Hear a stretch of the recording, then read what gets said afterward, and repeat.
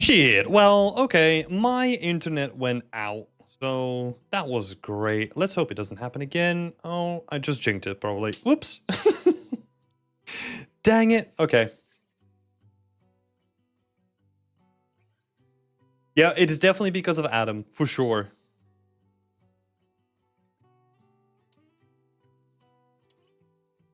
Good evening again.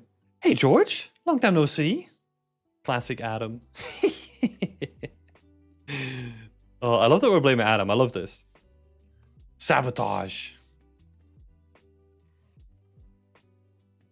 Happened once. All right. We're just gonna start from scratch.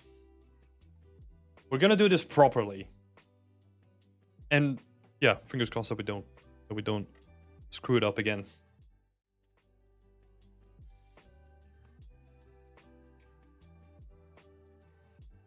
Hey daddies, I hope this will help my environment art skills, which is none.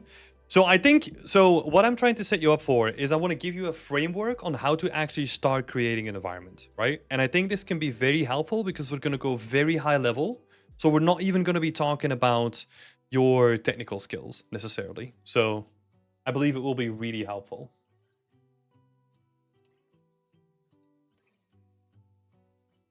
My master is back. Oh my god. Oh my god. Hello, Rajan. All right, so fingers crossed. We're gonna dive straight back in. Oh no, there's one more thing that I need to do. Hold on. Let me switch over. Sorry about this. I need to do one secret thing. Where are we?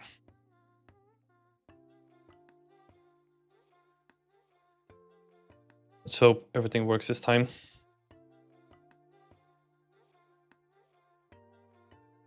And then we're gonna fly straight into things.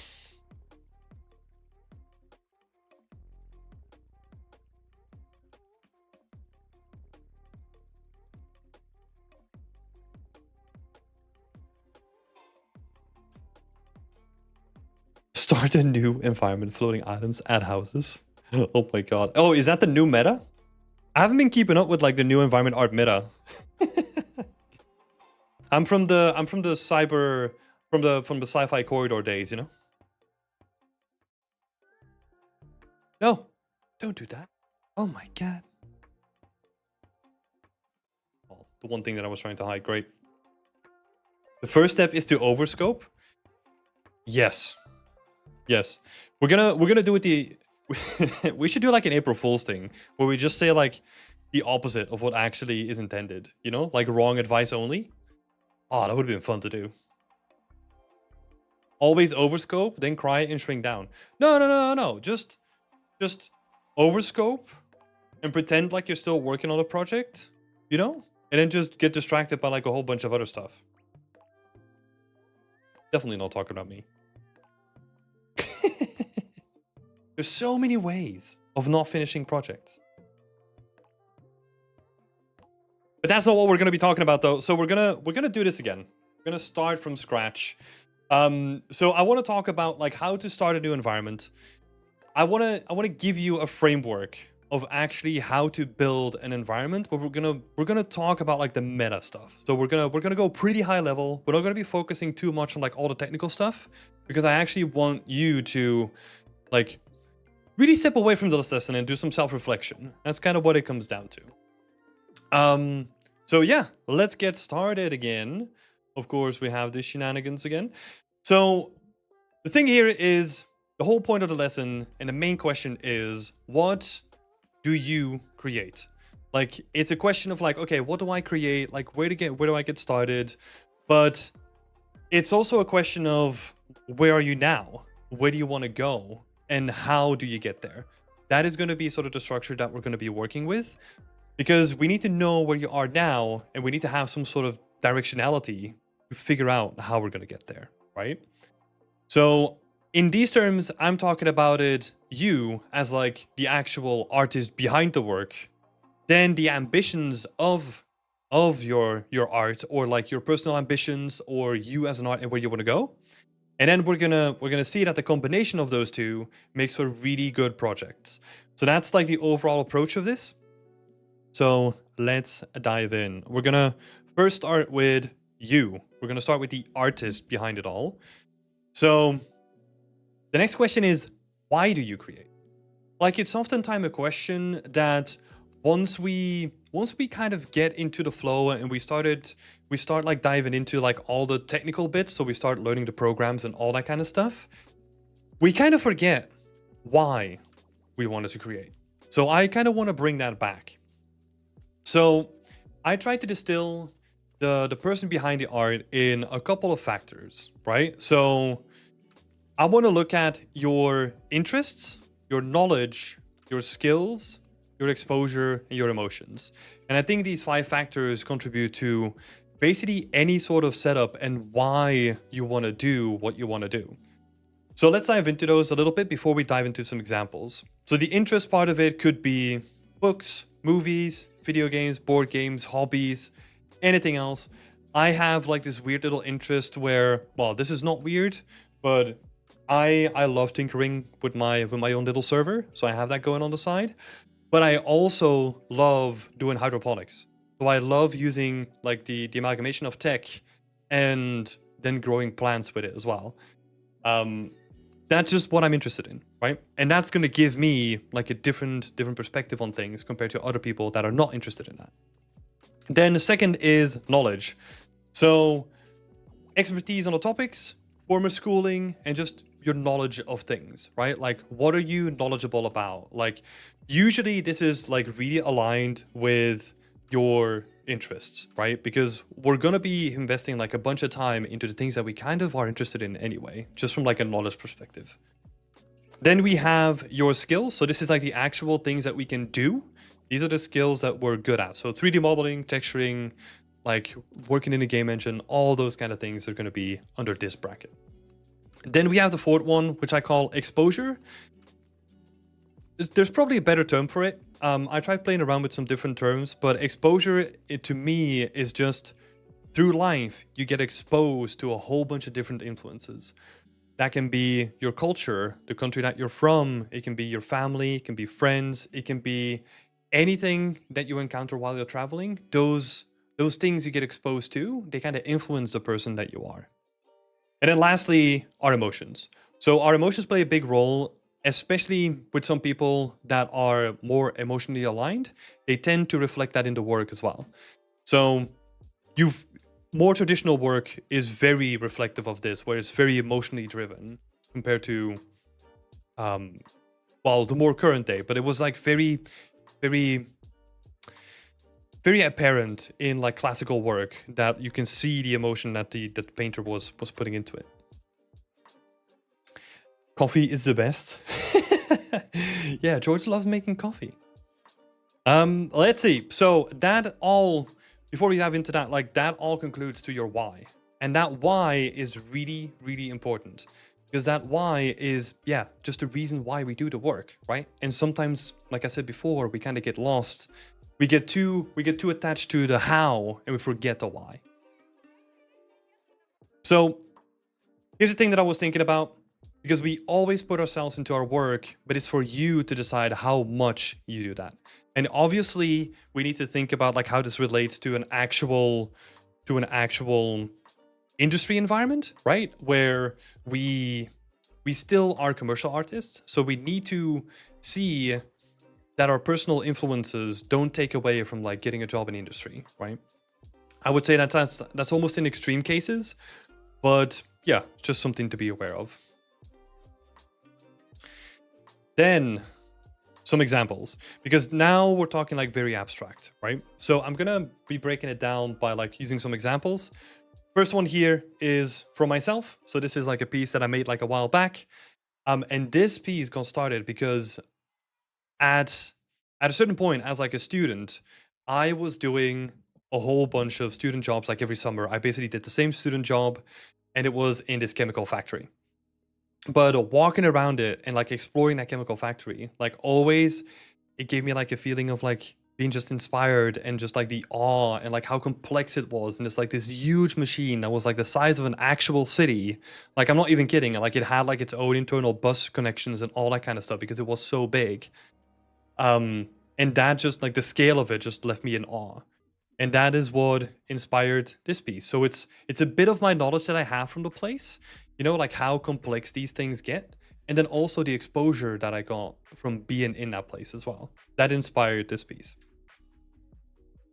But it can also be something else, right? So, for example, the work from Santiago Ferrero Lopez was inspired by his grandfather's workshop. So his grandfather was an artist and a carpenter. So it's kind of like exposure to like your loved ones, right? So being very close to like your grandfather can be very inspiring to then, yeah, create like a personal connection and like a personal portfolio piece or a personal piece of art that is dedicated to a person you love, right? Like that's a very intimate, very personal connection that you have. And that is also like very emotionally like attached, right? Like you're attaching your emotions to this piece, which then the combination of those two can make like a strong bond to see you through like the more difficult things because you're doing it for your grandfather, right? So that can make a very strong connection as well. Same thing here. Another example from myself. This comes from my interests with, or like my exposure to medieval towns in like Italy. I love exploring like medieval, like especially walled cities and all that. Like there's a lot of them in Italy, and I love exploring them. But this was basically the start of like this project. But I wanted to do like a spin on it as soon as I started diving deeper into it and I started delving into it. Because I felt that very high fantasy, like very typical stuff, is very, very representative in the medieval world. But I felt there was a lack of actual, very early days medieval art when there was not a lot of metal and like glass wasn't that present yet. Like that is the sort of thing that like really, really interested me at this point. So that's why like that personally drove me to like, yeah, I want to build like a representation of that as well. And then we have our next piece from Alexei. This is a combination. It's mostly emotionally driven. If you look at this work from Alexei, it actually says that he just wanted to create like something that feels really nice, and yeah, it's probably also built on the interest that he has as well. Of course, like I just had a look at ArtStation and just started diving through like people's descriptions, so there's probably more to it. But it's kind of nice to see that this kind of started with like, hey, I just wanted to create like something like nice and vibrant, like. And then the last one that we have as an example is something that's got the complete opposite spectrum, where it feels, yeah, just like abandoned, kind of sad, and like a little bit more lonely. But Katerina was inspired by her visits to Chernobyl in Ukraine like a few years ago. The top right is like actually a quote from her like in the description, and she was fascinated by the haunting beauty, right? So that personal connection that you have with the space, like that exposure that you have to that space and how it feels to you, that is unique to who you are as an artist, right? So we can then use that to build a project like this. So Katrina says it as well, like this experience like inspired me to create an environment that has a similar sense of mystery and forgotten narratives. So yeah, just like taking those inspirations and then really making them yours, right? That's what this is all coming down to. So you can see that if we look at these elements, we can actually subtract like a lot of data or like a lot of fundamental points from like who you are as a person, and we can use that to build your why, right? The important thing here is that the reason why I focus so much on the why is because the why is internal. The why is something that is very personal, it is internal, and that is more important than getting inspired or motivated by something external. Because we've all had those days when you like go on ArtStation and you're like, oh my God, I want to create something like that. And then you freaking go crazy at it for like a couple of hours or maybe even a couple of days, maybe a couple of weeks. But if the external motivation, your inspiration, like that burst of yeah, inspiration that you get, if that doesn't align with your internal motivation, then you're setting yourself up for failure. Sometimes we're lucky and it aligns actually with our internal motivation, and then it works out because then we stick with it. Because the ideal scenario is where you might have something external motivate you. It kind of provides you with like that boost, that inspiration, that like initial kick of energy to get you going. But for the long run, that is never going to be enough. So we need to combine that with something that's internal, because that has a longer staying power compared to something that's external to you. So that also reinforces this idea that like the more that we can connect like all these separate pieces together to who you are as a person, the stronger your why gets. So the more connections that we have, the more that we can just, yeah, make our why stronger. And the likeliness, the stronger our why, the likeliness increases that you're going to actually stick with your art in the long run. And especially when building environments, there's nothing more important than trying to align it as much with your internal motivation. Next, so I wanted to talk about your ambitions. So ambitions, you can kind of swap it out with your goals or where you want to go or whatever. That's like your goals, right? Because without your goals, like we can start and we can just kind of go somewhere, but it feels very indirect, right? We're not really sure how or where we should go. So we need to find some data, or we need to find, well, firstly by looking at yourself and where you want to go, like we need to find an anchor of, yes, that's my goal and we're going to go for it. So the big question here is, where do you want to go? And I try to keep this as ambiguous as possible, because you'll see through this chapter that we have a couple of separations where we're going to be talking about projects, right? That's what this presentation is about.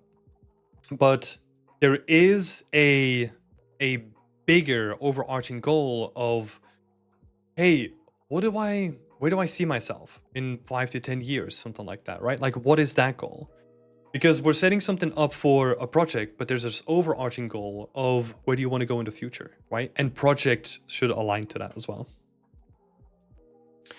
So I give like a couple examples here. Seems like the slides are all messed up, so that's awesome. So a couple of tips here. Usually what we do in the beginning, when we're not really sure what we want to do on like a personal level, right? Which you can see on the right. We usually stick with, hey, I want to work on X, or I want to work for this company, or I want to work on that game. We use that as a goal in the beginning. And there's nothing wrong with that, right? Like in the beginning, if you have a goal, it's better than having no goal. So that's a really good starting point. But you have to realize that at that point, who knows what they're currently working on, right? What is going to be the next game from that studio? I mean, maybe even now, like that studio might be working on something completely different, or might be just doing something completely else, or might not be around by the time that you get there, right? I mean, that's a traumatic scenario, but like it can happen, right? So you don't want to put yourself in a position where you like anchor yourself to something that is very flexible and can change. And I did this too. I've always wanted to work on Fallout, but then over time you kind of adjust your goals, right? So that is a normal part of the process, but in the beginning, it's also normal to just pick like, hey, I want to work on these games because these are sick, right? Cool. Well, because these are sick and I love playing them. That's usually what it comes down to for us. So the second best thing that we can do is kind of try to align yourself with a job.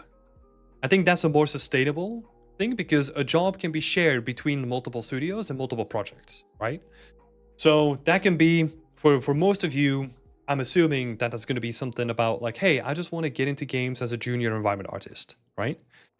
But even within that, we can be very specific and already pick a point of, hey, I want to be an environment artist.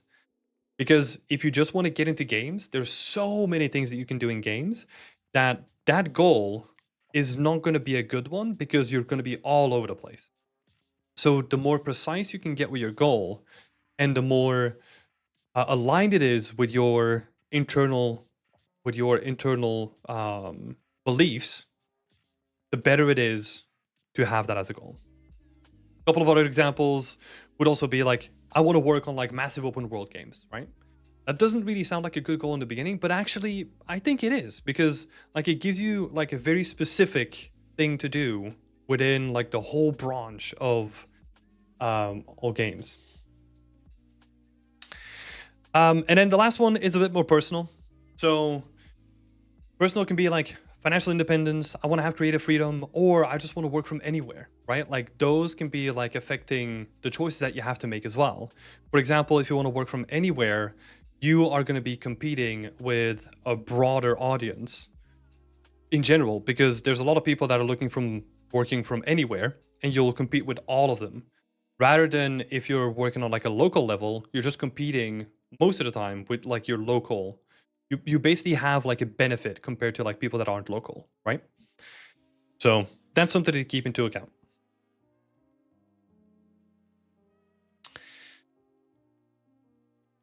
Let's see.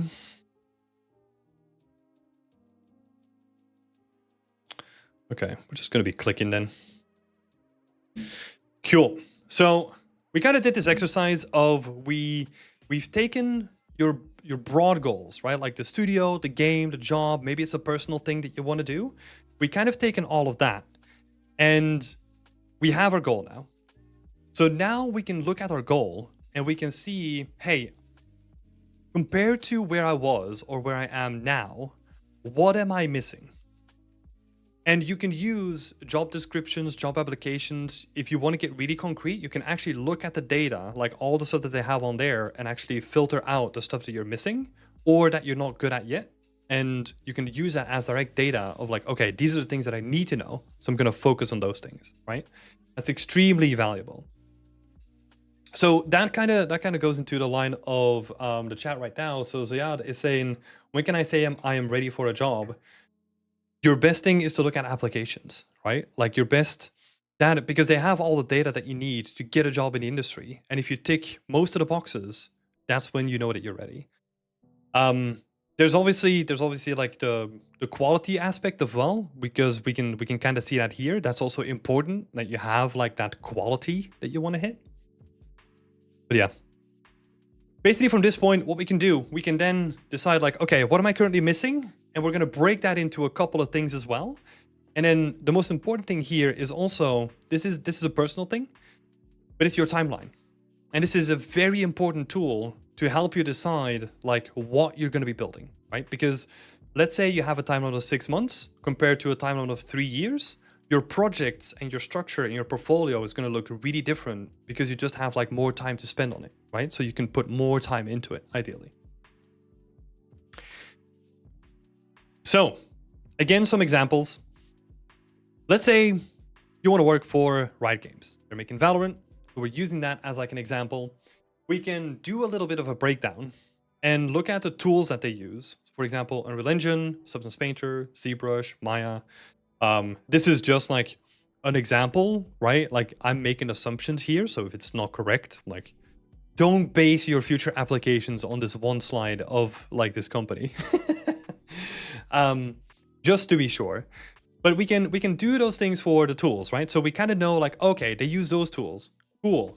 So the closer that I align myself to that, the closer that that's already like a step up that I have compared to the competition, right? If I check those boxes. Awesome. Next up is a style. So they have like a very distinct style, which is very clear to read because they're making a competitive shooter, right? So they need to be really readable, and they focus on clusters, right? So we see like a cluster here, and everything else is like relatively big shapes, or is clustered to be a big shape. So it's very purposeful. Then the skills that you need are like solid fundamentals. So because they're like very reliant on color and where to use color and where not, and the contrast of those colors. Composition is obviously going to be like a main fundamental thing. And just to call out like a couple of other things, it's just like the level design, right? Like if you have a little bit of knowledge about level design, that is going to be so helpful compared to someone who doesn't have like level design knowledge. And then the quality bar is pretty high. Like the reason why I put like the quality in here is because it gives us like an actual visual target to where we want to go, right? So in this case, the quality bar is high just because we are a competitive shooter. We're not going to go for like a hyper realistic, but we can get the camera up close to certain surfaces. So that means that we have to account for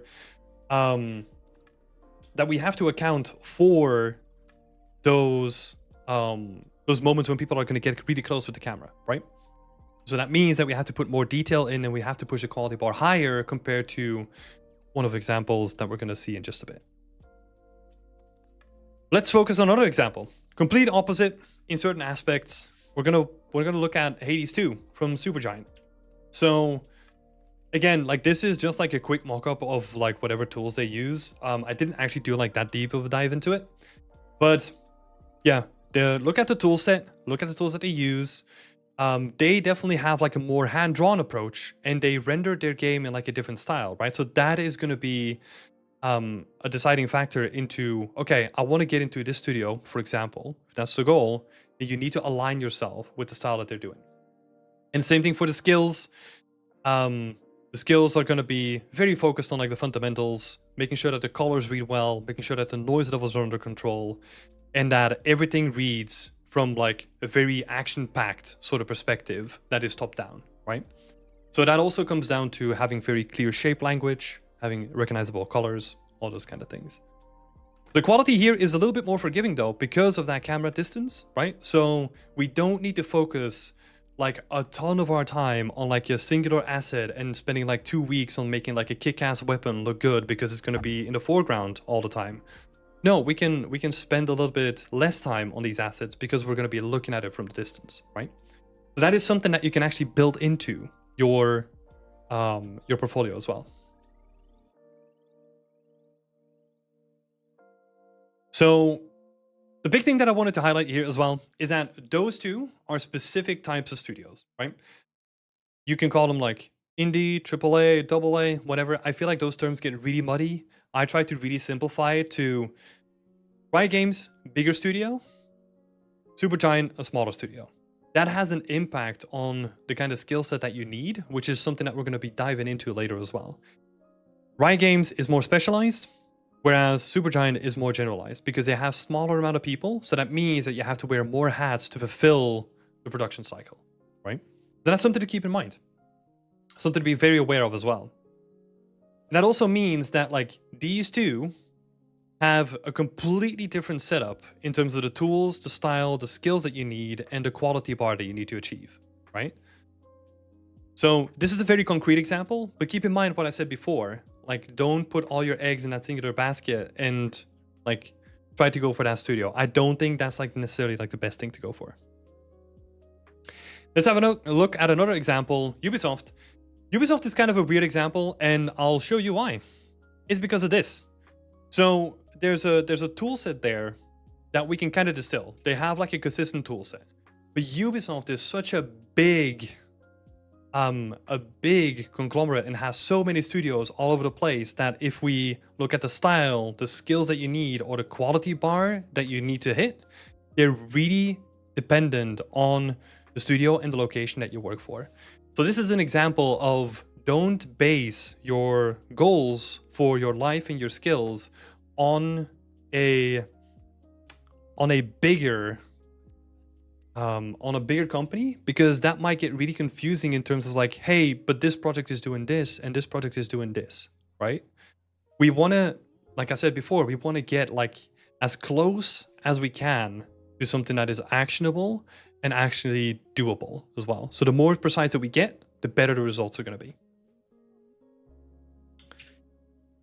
So let's have a look at a job description. Let's have a look at prop artist with this medieval hand mortar from Quinton, looking freaking amazing.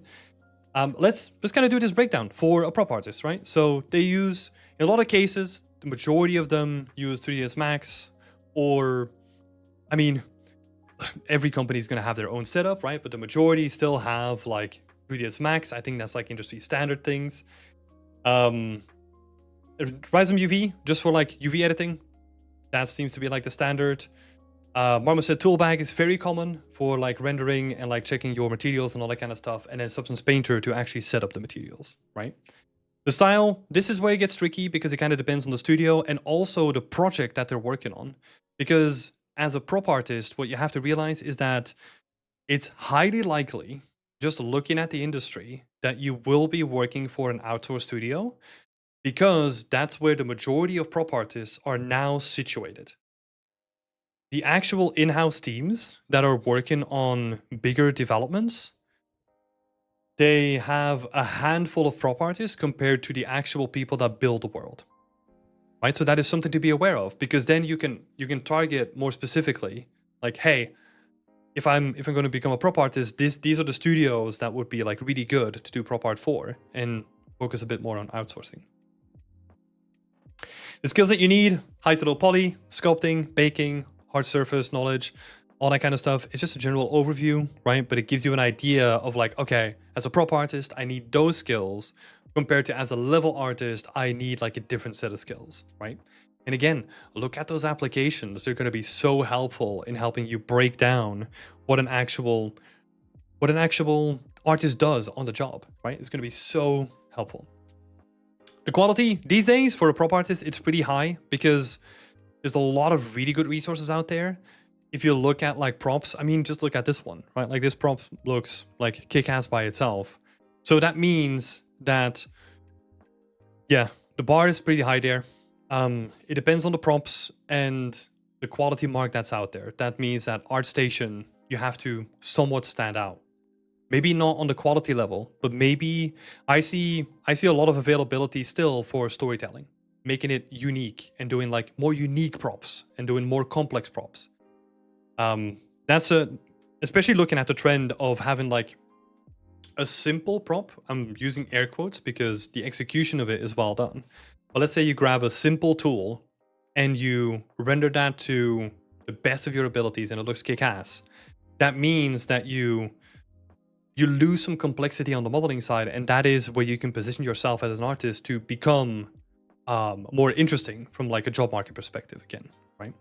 So constantly think about the job market and how that can affect you as well. Now let's have a quick recap here. So the goal is, what am I currently missing? And we can break that down into the tools, the styles, the skills, the quality that I need to hit, and then also the timeline in which I need to do so, right? The timeline is very personal, but it can really help you focus up and actually build deadlines and work consistently towards a bigger overarching goal. And that filters into your projects. So this is where we get to the final part. It is, what is the work? Like, what work do we need to build, right? And especially, what is my next project? I think that's a question that's on everyone's mind right now. And the way that we decide that is by using that context. That's why I had to give that context in the beginning, where you have you as a person, your goals, where you want to go, and your timeline. Those three things, they combine to then, hey, we're going to distill that down into what is the ideal scale of the project? What is the scope? What are the skills that I need? And what are the programs that I need to get there, right? And then we can build a project that, yeah, fits you as an artist. I really want to highlight this because this is the template that I basically use for my mentorships, where in the beginning, I look at someone from like a personal level, right? I try to see if I can get a glimpse into like who they are as a person. And if we can then align the goals with that, it's going to be 100% easier. So try to do that with yourself as well. Try to really think and be really introspective and think about, okay, why did I get into this in the first place? Like, what was my inspiration? What was I doing at that point? And what is less effort than other things? Because that's also a good indication of what you want to do more. And then doing the same thing with your goals. Yeah, we're gonna make some kick-ass projects here.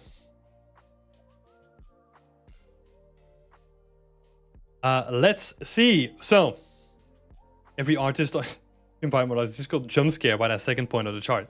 Yes, and we're going to talk about it. So let's do a little breakdown of this as well, right? We've got these 4 things: scale, scope, technique, and the pipeline. So the way that I break this down is the scale is just the overall size of the project, right? The scope is the complexity of that project regardless of the scale. So let me explain. You can have like a very small size, like a very small size room, but if it's stacked full of unique props, then we have a lot of scope, right? Because that's the amount of stuff that we need to create, even though like the actual scale of the thing is like relatively small. Then we get into the techniques. So these are like the actual techniques that you can use. This is going to be very difficult in the beginning to already try to do a breakdown because you don't know what you don't know. And that's fine, right? That's where you try to gather that knowledge and you talk to some professionals and you say like, hey, I want to do this. Like, what workflows do I use? Use that network and just, yeah, reach out to people in that case. In this case, it will be modeling, sculpting, and tilables, just as like a couple of examples. And in the pipeline would be a lot of ZBrush in this case. Let's just focus on the sculpting, right? In my case, it will be a lot of ZBrush, let's say, Blender, and then just to Unreal. We're trying to keep it really simple. Then we get to something like this. So now we have to create like a whole street based on this beautiful concept by Jeremy. Now we're increasing the complexity, right? So the scale becomes bigger. The scope also becomes bigger because now we don't have to do, we not only have to focus on a singular building, we have to do multiple buildings with foliage, with a bunch of props, and then also do VFX and like clouds and all that kind of stuff, right?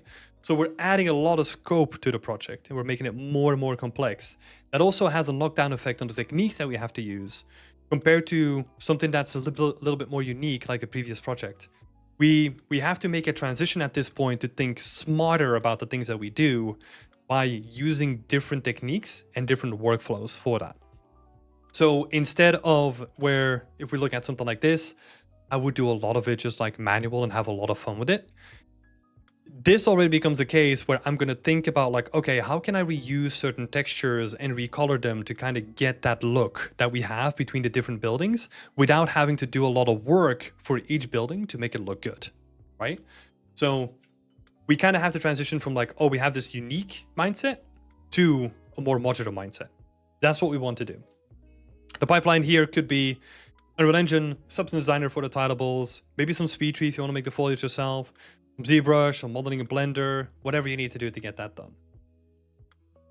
Then we get to something like this. Like what? But this is also the cool shit that everyone wants to make, right? Like this is the thing why we got into the industry for. Well, that's why we started doing art, right? Because we want to make shit like this. But this is just massive. It's a massive open world. You can see along at a distance.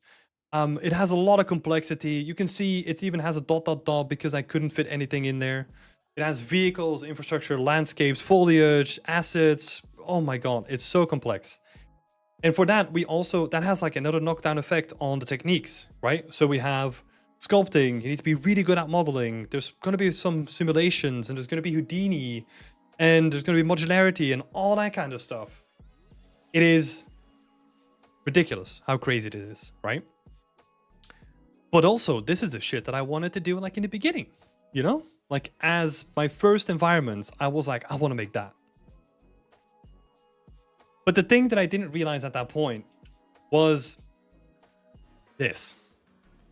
So we kind of had like a little introduction to like, okay, we're going to keep things simple on the left, and we're going to increase our like the complexity of the project is going to increase gradually, right? And then we have this big jump for like the final project. What I didn't realize is that my skills, the skills that I was trying to build up, like at that point, they just didn't relate to like that final project, right? So it was just not doable. So in the beginning, we have this we have this project, right? And let's say this is sort of your skill set. You're really good at modeling. You have a decent understanding of unwrapping. You can do some tilables. You can do some hard surface, whatever, right? So you have built up like a really good skill level. But at a certain point, we have to realize that, okay, what is achievable and what is just not doable for me? That's what I really want to hammer home. There's also the opposite effect, which happens that if you have like all the skills for the program or for the project, or maybe even like you have more skills than the project needs, that means that you're in the comfort zone, right? You also don't necessarily want to be in the comfort zone, because in the comfort zone, we're not challenging ourselves, we're not learning, we're not pushing ourselves, and we're not driving ourselves forward. So you don't want to be in the comfort zone either. But you definitely don't want to be in these bars either. This is freaking impossible as a beginner.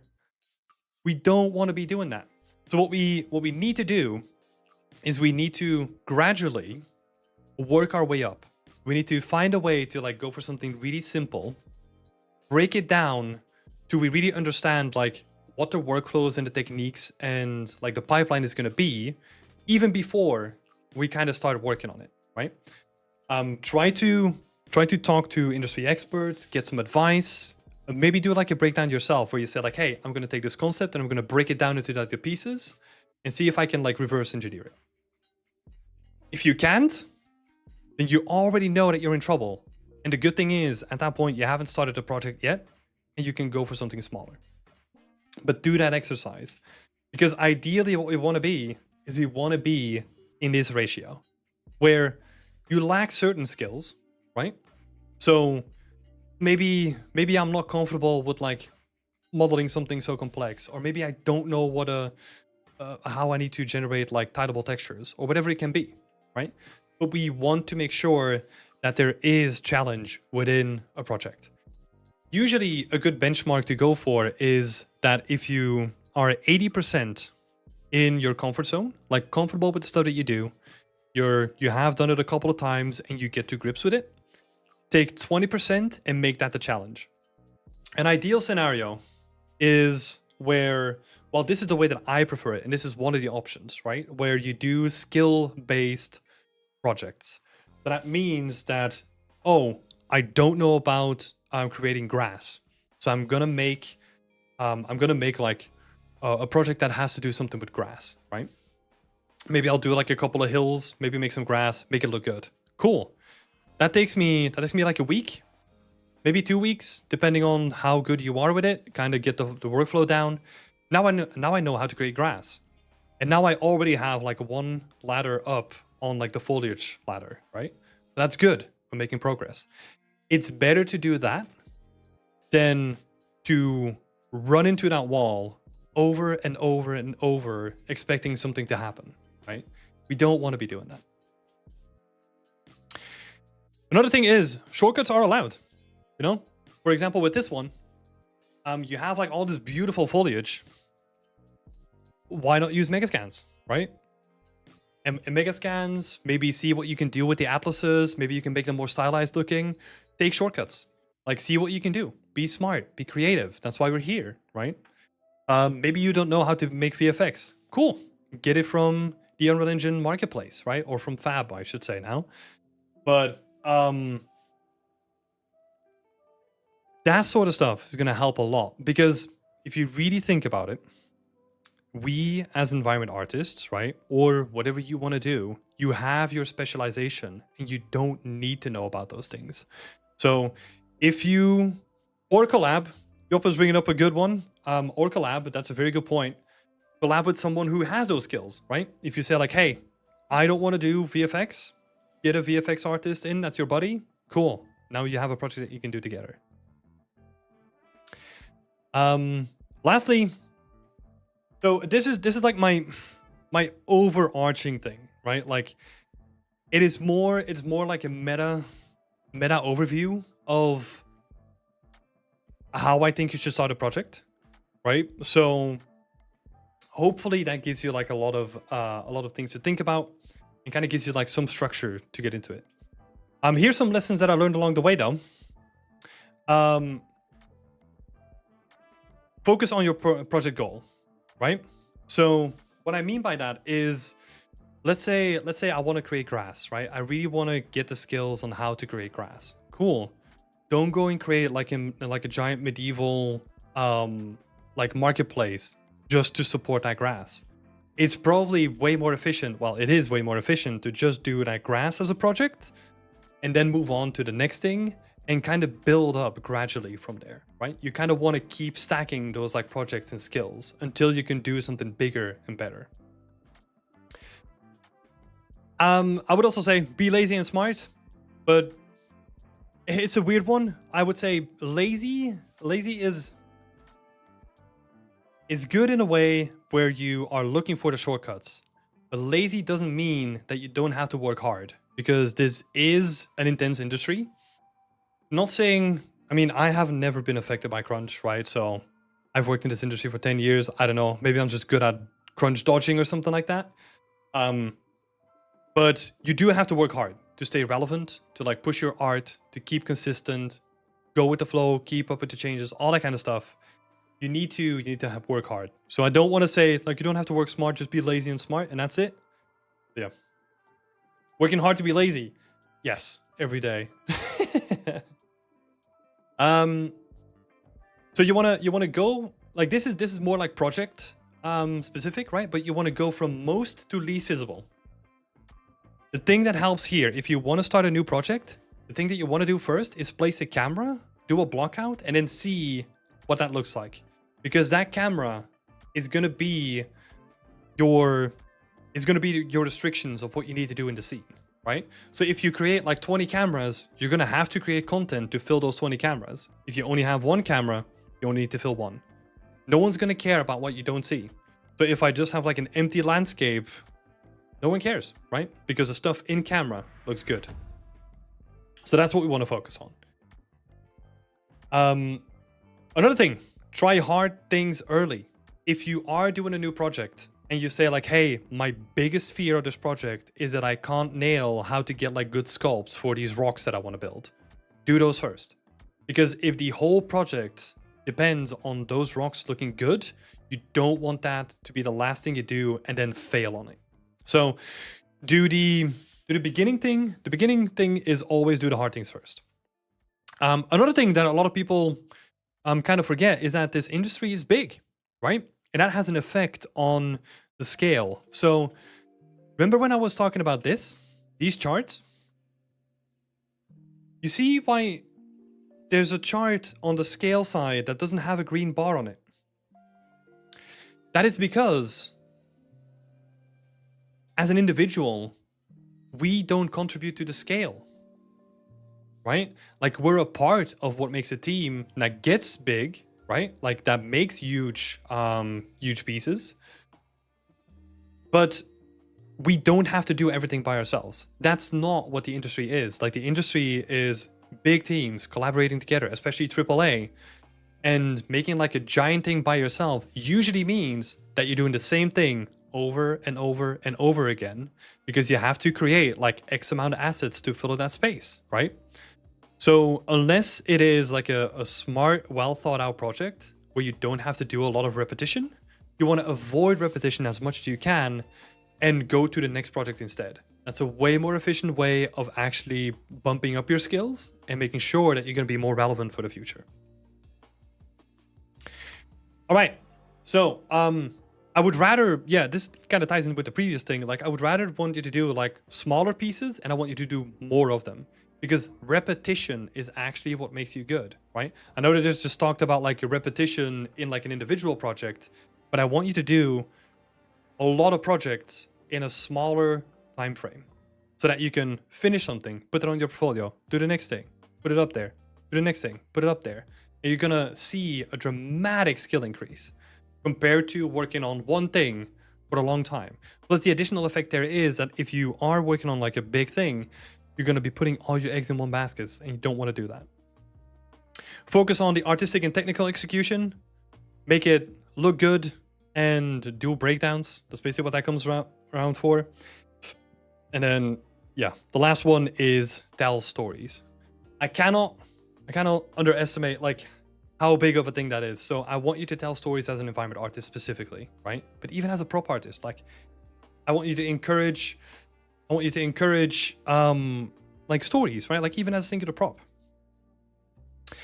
So, okay, time for some questions in a bit, but I do want to do a recap here. What we talked about here is how you as a person and your ambitions can lead to awesome projects. So with you, we talked about what makes you you, what makes you the artist that you are today, right? That is your interests, your knowledge, your skills, what you were exposed to during your life, and your emotions. Next up, your ambition, the tools that you use or need to use, the style, the skills that you need, the quality bar that you need to hit, and then also your personal timeline. Those are what makes up like, hey, that's where I want to go. That's who I want to be in the future as an artist. So that's our goal. And then the project is what we make in between. And deciding on a good scale, a good scope, and building up those skills and learning those new programs is how we get there, right? So yes, this is really what I wanted to nail down. I wanted to focus more on you because otherwise we're just focusing on what the industry needs, and that is not necessarily going to make us better artists, right? We need to stick to why we joined in the first place. So yeah, if you're stuck right now, get moving and adjust along the way. That's the way that I did it, and it's better to keep moving than just standing still. Nice. Okay. Thank you all so much for sitting through that. We're gonna be diving into some questions now. I saw some questions coming up in the chat, so feel free to ask questions and I'll go through it. We're gonna start out with the 2 questions from the community. So let's start there. So the first question is from Dennis. How to avoid getting lost in details or keep it at an optimum time scope and actually be able to finish the whole environment before it gets too long of time?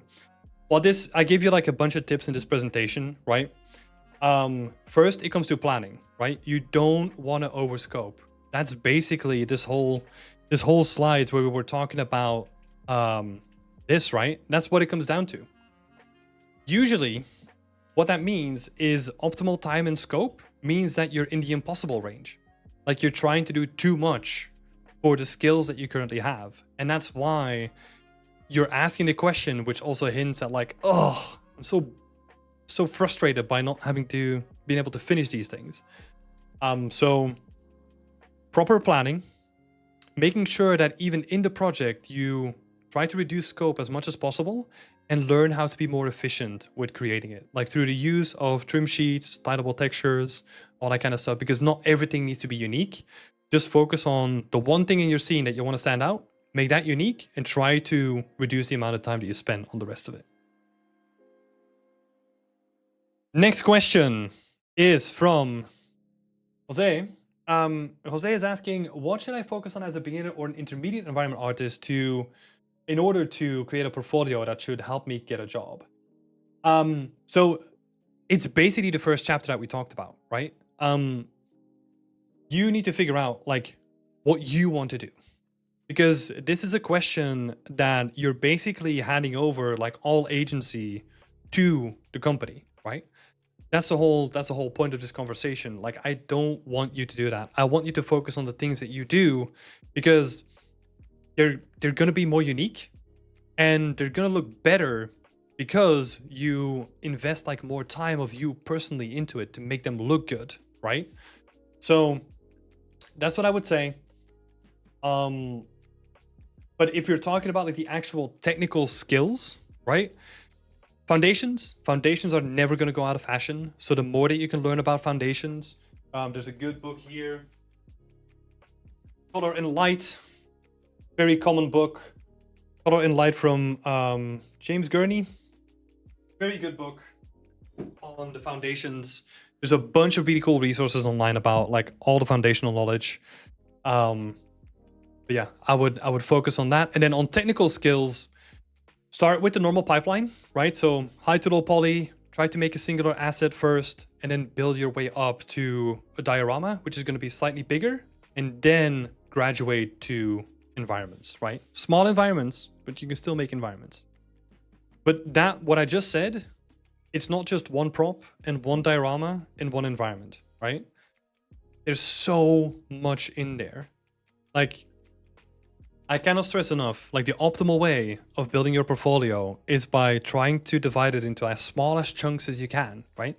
So if you feel that your materials are off, you don't need to create like a model or an asset and bake it down and all that kind of stuff. You don't need to. You can just reuse something that you made before and then just repurpose it. Or even download like a free asset and just retexture that, right? There's shortcuts that you can take to get you there quicker. But yeah, let's see. Let's have a look at the chat right now.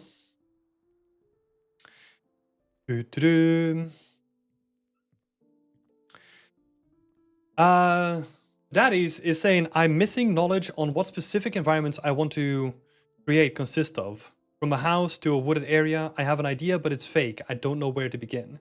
So hopefully this presentation gave you like some sort of idea. But you need to look internally, right? Like you need to look internally first. Like, what do you like? Like, what is like really inspiring to you? Like, what is your favorite book? What's your favorite movie? What's your favorite pastime? Like all those kind of things can form like a really solid, like fundamental, like knowledge about like, hey, that's what I want to do. Like you need to look internally first and then reach more and more outwards.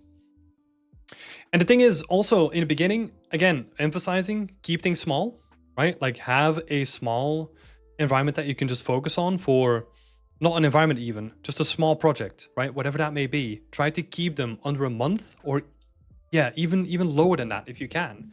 Try to just finish something relatively quick before you get bored of it. That's the ideal setup.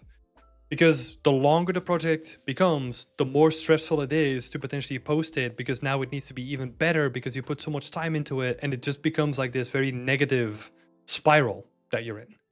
Where at a certain point, oh my god, like I need to finish this environment, so I'm gonna spend like more resources into it even though I don't like it, but that makes it worse because now I don't even like the thing that I work on, right? So we need to get aligned with what we want to do first, and then do some proper planning how to get there. And that is going to be a way better setup as well. Getting that reference and knowledge or inspiration is hard. I think that's also because, yeah,